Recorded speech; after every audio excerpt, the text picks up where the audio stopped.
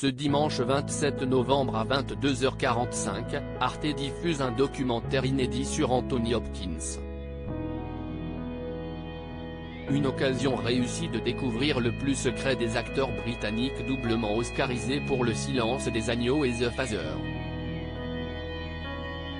Né le 31 décembre 1937, l'acteur de presque 85 ans Anthony Hopkins, acteur inoubliable de retour à Howard's End, a droit à son documentaire inédit ce dimanche 27 novembre sur Arte à 22h45, Hannibal Hopkins et Sir Anthony, disponible sur Arte TV jusqu'au 25 janvier. Un film très réussi qui lève, un peu, le voile sur celui qui a vu sa carrière internationale décoller en 1991 avec son rôle d'Hannibal Lecter dans Le Silence des agneaux de Jonathan Demme, mort à 73 ans, et avec une Jodie Foster au top que l'acteur retrouvait récemment 30 ans après le film. Une notoriété à l'âge de 54 ans mais qui ne peut effacer les premières années d'une carrière bien remplie.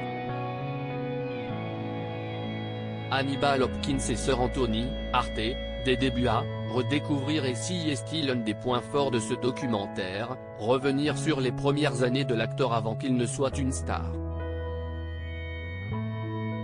Le doc s'ouvre d'ailleurs sur un document étonnant où Anthony Hopkins se déclare très sûr de lui alors que le grand public ne le connaît pas. J'ai mis le devant de la scène. Les grands rôles.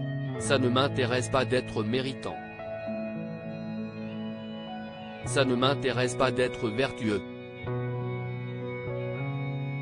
De me sacrifier pour le bien de la troupe. Ça ne m'intéresse pas.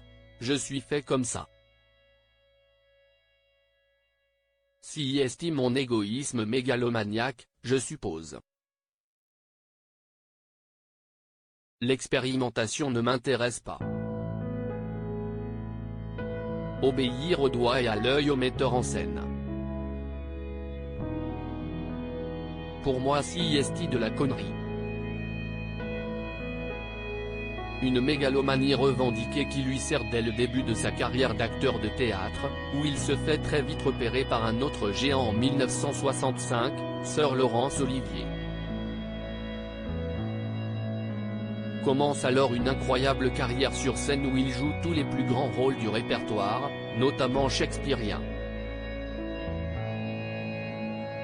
En parallèle, il se lance à l'assaut du cinéma avec plus ou moins de bonheur. Il est tout de même repéré par David Lynch pour incarner le docteur Frederick Treve dans Elephant Man en 1980.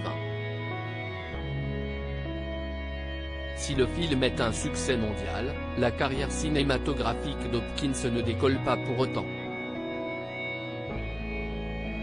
Hannibal Hopkins et Sir Anthony, Arte, au top depuis 1991.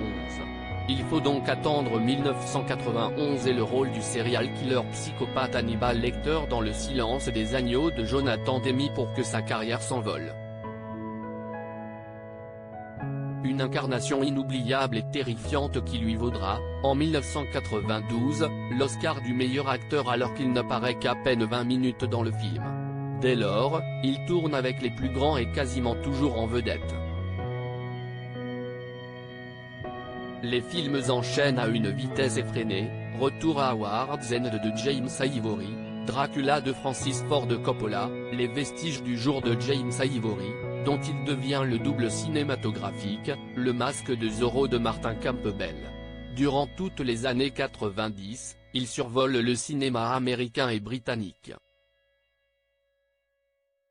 Jusqu'à aujourd'hui où il continue brillamment sa carrière avec, en 2021, le film The Father de Florian Zeller, qui lui vaut un deuxième Oscar du meilleur acteur. Ainsi, on a hâte de le retrouver dans le prochain long-métrage de Zeller, The Zone, en salle le 1er mars 2023. À lire aussi The Father, Canal+, pourquoi on a adoré le film aux 2 Oscars et un César de Florian Zeller avec Anthony Hopkins.